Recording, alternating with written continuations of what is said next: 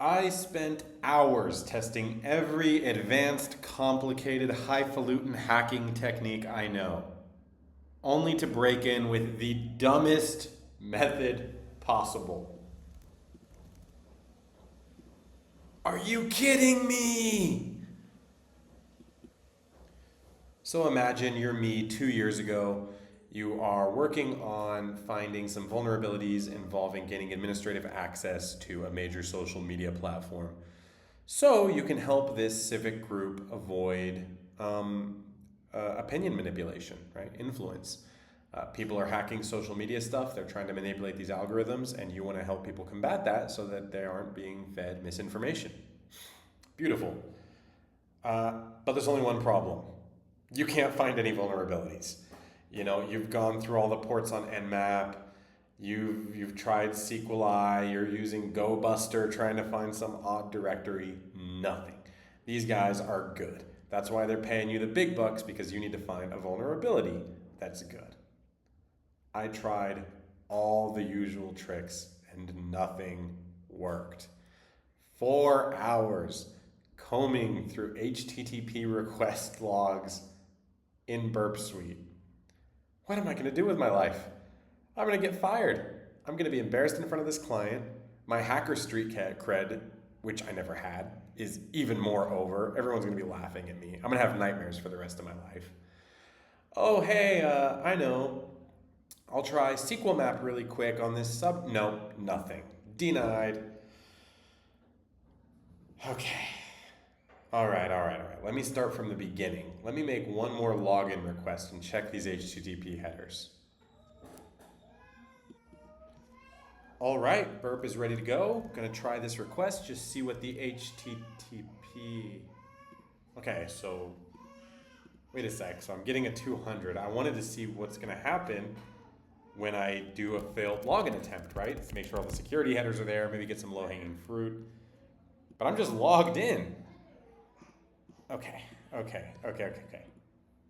What happened? That actually worked. Well, all right, let's take a look. So I'm logged in as SDSD. Okay, so we see the problem. Well, maybe you don't see it. I didn't see it for a second. I thought I had started hallucinating from staying up all night hacking. SDSD as the username with the password SDSD. It's just a valid account on this website. And it looks like it's one of the first ones. So yeah, if we look at the time this account was made, that's right around the time the site was launched. So it looks like a developer was testing things out, created this account as part of a test, and just forgot about it there. Okay, all right. This is beautiful. Yeah, this is why basic mistakes are often the biggest security risks. Who knows how many simple little test accounts are lying around on here. Presumably, what we would do, in fact, I did do this as part of the pen test, but no need to go through the motions right now, is then begin doing just a dictionary attack on like the earliest usernames made, find some test accounts in there and gain them. There we go, we have trusted accounts from when the site was first created, maybe even some of them with moderator privileges. Beautiful. Well, I will now forever be SDSD. Nah, I'm kidding, I'm gonna report this immediately. So if we were going to give a report to the blue team or the devs or whoever, what exactly should we tell them, right? Like, why did this happen?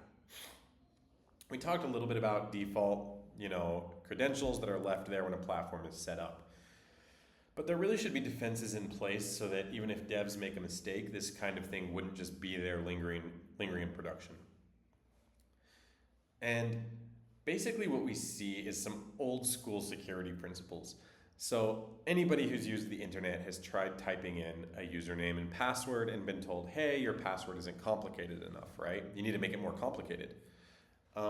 This site actually did do that, but they didn't do it originally.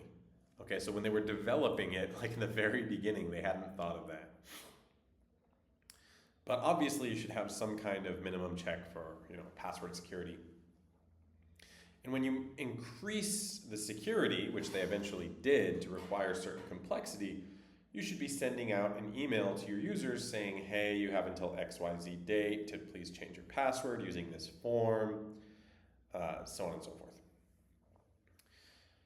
Right. So that's one factor. Okay. Another thing would be that you shouldn't be able to use your username as a password.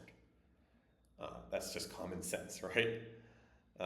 You can even have it so that, when you make an update or something, you have some script that's going to go through like the passwords to make sure usernames aren't passwords. Just hash it and add in the salt.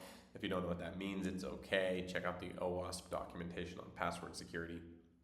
But, it's pretty simple stuff, right? The hard part is how do you implement all of these DevOps pipelines so that when mistakes like this are already in a legacy system, you can find them and then fix them. It's easy to say, oh, we'll add some JavaScript. Okay, well, what if the developers are turning that off when they're testing stuff because they need to test it quick and they don't have the time to generate complicated passwords each time, or they're just lazy, who knows?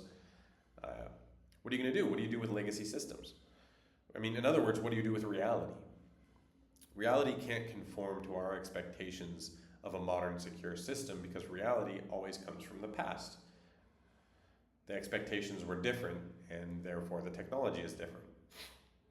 If we just Google search for, hard-coded test credentials, we'll find that literal millions of dollars have been lost over stuff like this. So what we want to do is develop simple open source tooling that can easily be integrated into a DevOps pipeline, but there's a lot of other problems businesses need to solve. So as a pen tester, it's not just about finding this, it's about helping the business say, hey, here's how you can add this script into your, continuous integration system so that this won't ever happen again. I guess the ultimate lesson here is that hacking isn't always about elite techniques. It's about trying dumb stuff too. A lot of dumb stuff until something works. Always test for hard-coded credentials in pen tests. It's a low-hanging fruit and it should be part of any scripts you write. Oh, and developers, delete your test accounts. Seriously. This took me 10 seconds and cost nothing. Imagine what a real attacker could do.